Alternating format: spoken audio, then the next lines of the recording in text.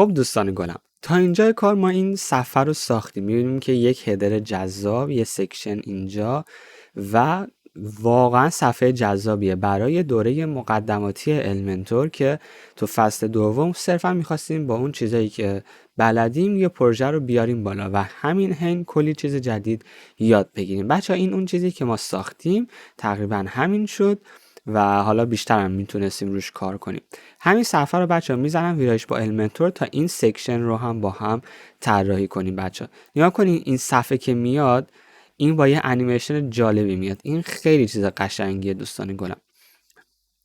میایم این پایین، اولا که اینو باید رعایت کنیم. یه دونه سکشن اینجا داریم دیگه که مشاهده بیشتر هم داره. من میام همینو کپی میکنم و اینجا پیستش میکنم. چی نوشته اینجا؟ تخصص های تیم ما. اینو ور میدارم اینجا، تخصص های تیم ما، و این متن انگلیسیش هم این ور کپی میکنم. خب من اینو یه بروز رسانی بزنم، رفرش کنم صفحه رو که یه مسئله ما الان داریم این مسئله برطرف شه. اونم اینه که فونت ها خونده نمیشه.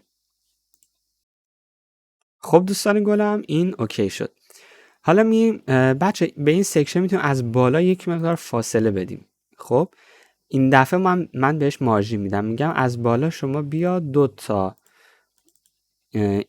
REM فاصله داشته باش. به این صورت بریم برای ساخت این سکشن. بچه این به نظر من یه سکشن 2 ستونه براش کافیه که اینجا یه المان یا یک ویجت عکس بذاریم. به این صورت میایم اینجا و عکسمون رو انتخاب میکنیم. بچه ها این عکس های خوشگل و جذاب و باحال و از کجا میشه پیدا کرد؟ من اول سایزش رو اوکی کنم و بعدش بهتون بگم. اینم میذاریم روی 75. خب این عکس ها رو از کجا میشه پیدا کرد؟ بچه ما یه سایتی داریم به اسم storyset.com.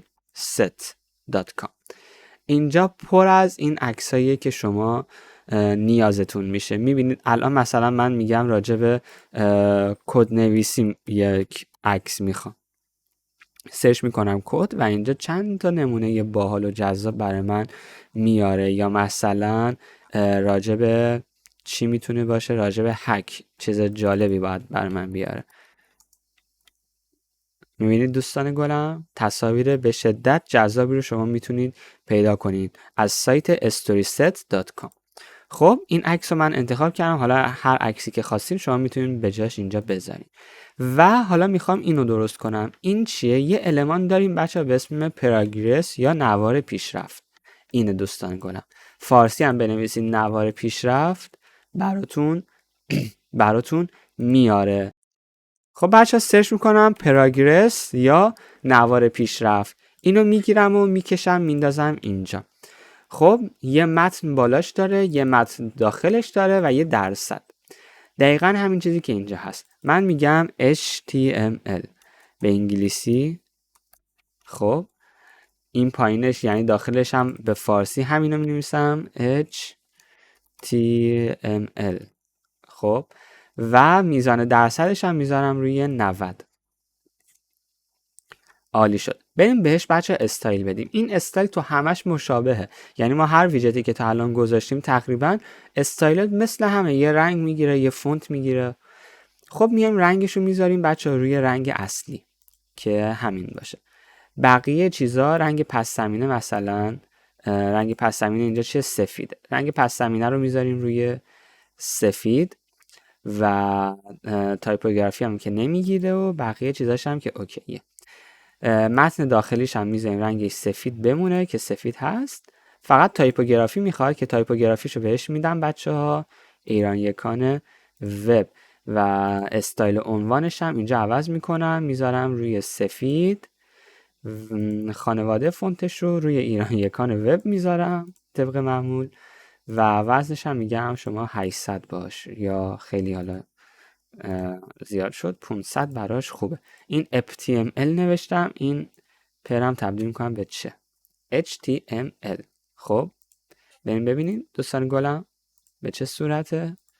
تقریبا همینه دیگه. حالا من میام اینجا از همین 1 2 3 4 تا دیگه کپی میگیرم به این صورت. تکثیر تکثیر و تکثیر دوستان.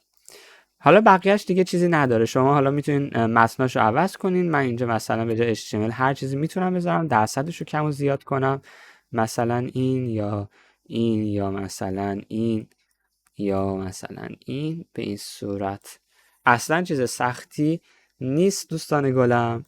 و مورد آخر بچه ها فوتره. بذارین فوتر رو تو جلسه بعدی بهتون بگم تا مفاهیم کامل جلسه بندی باشن. مرسی که تا اینجا این دوره با من همراه